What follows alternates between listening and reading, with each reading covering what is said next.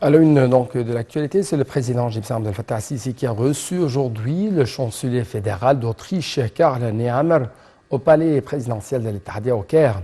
Les deux responsables ont eu des entretiens portant sur les moyens de renforcer les relations bilatérales sur tous les niveaux, ainsi que sur un nombre de dossiers régionaux et internationaux d'intérêt commun. La rencontre a été suivie d'une conférence de presse conjointe.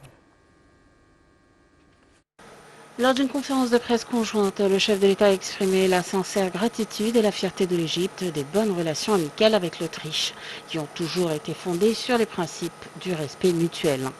Il a indiqué qu'il a tenu des discussions fructueuses et constructives avec le chancelier fédéral, reflétant l'ardeur et l'intérêt des deux pays d'examiner les moyens d'approfondir le partenariat bilatéral dans les différents domaines, ainsi que la coopération dans certains secteurs importants, surtout ceux du transport, de l'industrialisation, des énergies renouvelables et de l'hydrogène. Le chef de l'État a déclaré avoir discuté de la crise russo-ukrainienne, ses répercussions négatives sur la paix, la sécurité internationale et la stabilité de la sécurité énergétique et alimentaire mondiale.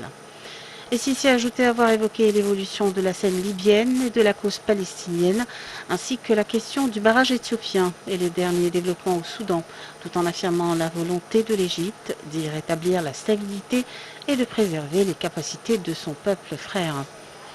J'ai écouté avec intérêt aujourd'hui la vision du chancelier autrichien sur les défis communs posés par le phénomène de l'immigration clandestine et nous sommes convenus d'intensifier le dialogue entre nos deux pays pour aboutir à un futur cadre de coopération entre nous en ce qui concerne le dossier de l'immigration, a renchéri le président Sisi. Lors de la conférence de presse, Sisi a tenu à informer le chancelier fédéral de l'Autriche sur les mesures sérieuses et continues prises par l'État égyptien en matière de droits de l'homme dans une perspective globale et une approche intégrée visant à permettre aux citoyens égyptiens d'exercer tous ces droits politiques, économiques et sociaux qui sont garantis par la Constitution égyptienne à travers la stratégie nationale des droits de l'homme que l'État met en œuvre sur plusieurs axes.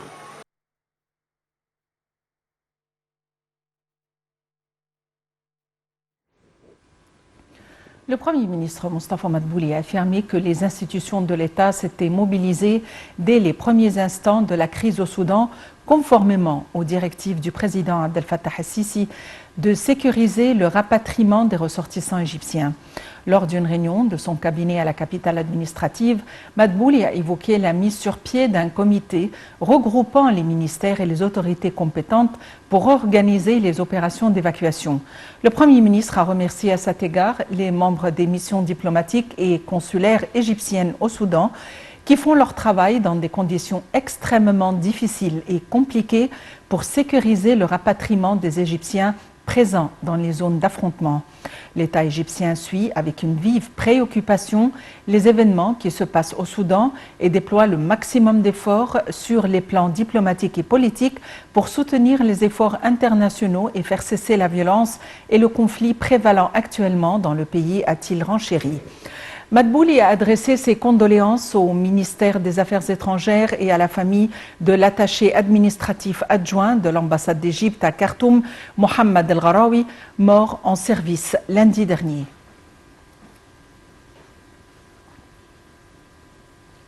Dans le cadre des efforts déployés par l'État en vue d'évacuer les ressortissants égyptiens du Soudan, le ministère des Affaires étrangères a annoncé que 2679